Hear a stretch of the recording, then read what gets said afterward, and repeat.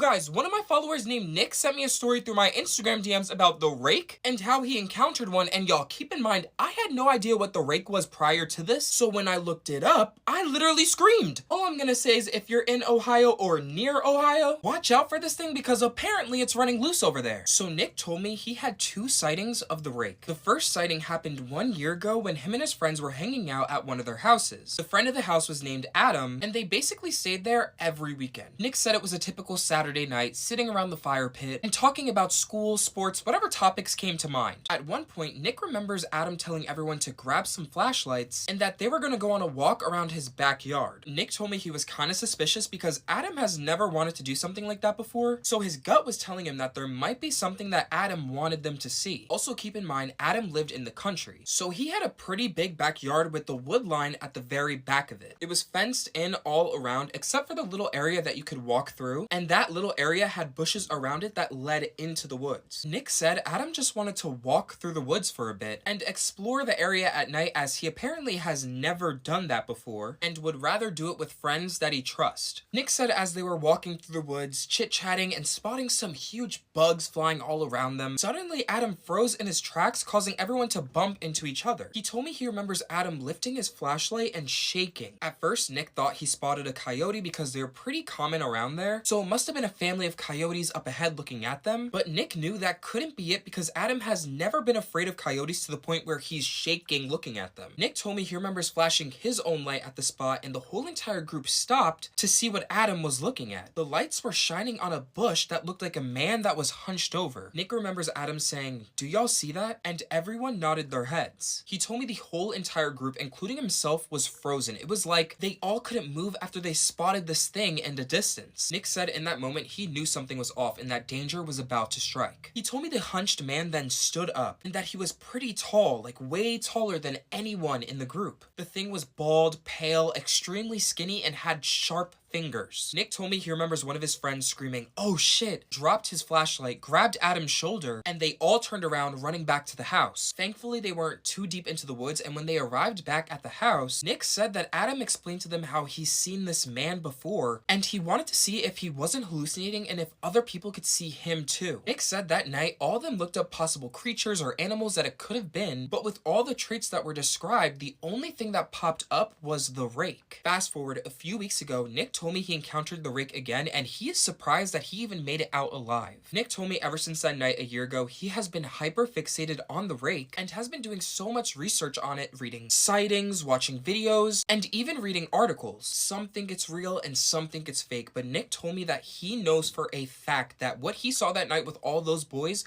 was the rake. So Nick told me curiosity got the best of him and he wanted to explore Adam's backyard again to see if the rake was still there. He ended up convincing Adam, and the two of them set up a night to do it. Fast forward, the night came and it was time to explore his backyard. Nick said they geared up with flashlights, a handgun which was Adam's dad, and a steak knife from the kitchen. None of Adam's parents were home, so it was pretty easy for them to get these things. He told me it was 11:37 p.m. when the both of them decided to start their journey through the woods. On their walk, Nick said he informed Adam more about the rake and told him everything that he knew about it, and all Adam wanted to know was how to get rid of it. As they were shining their flashlights, waving it around their surroundings, that's when Nick said he spotted it, the same man or creature from before. He remembers tapping Adam, and seconds later, this creature had 2 beaming lights shining on it. He told me the creature was hunched over, frozen. It turned only its head towards them, and Nick said that he could see its eyes. Its eyes were white, almost reflecting off of the flashlight, and it had a blank expression. What happened next freaked them out so much that they never plan on going back to those woods ever again. He told me the creature suddenly bent down on all fours. Its long arms and long legs made it look like some sort of cricket on the ground with sharp nails. It then turned its full body towards them and started charging at them. Nick told me both him and Adam wasted no time and used the items that they had. Nick said he threw the knife, which of course missed, and Adam shot the handgun at the creature. Nick told me the bullet was able to strike its leg and stop the creature in its tracks. He said they both turned around, dropped all their stuff, and started running towards the house. As they were running, Nick said he could hear the creature behind them starting to run again. He told me the sound of leaves crunching were increasing behind them and could hear a family of owls calling above them as if they knew that they were about to receive dinner. Eventually, Nick and Adam were able to escape once again and ended up in the backyard, ran to the back door and into the house. He told me while inside, both him and Adam were silent for the rest of the night. Fast forward, in the morning, they both had to come up with an excuse for the gun missing, which they ended up letting the dad retrieve on his own. And Nick told me after that day, both him and Adam were not allowed to hang out with each other anymore. He said he's still been texting and FaceTiming Adam about the encounter, and still can't believe they saw the rake not one, but 2 times. Although it didn't catch them, Nick said it's still wandering in Adam's backyard, and he hopes it doesn't stay there. He also hopes to never encounter it again, and the only reason why that they were able to escape was because of that one bullet wound, and without it, they would have been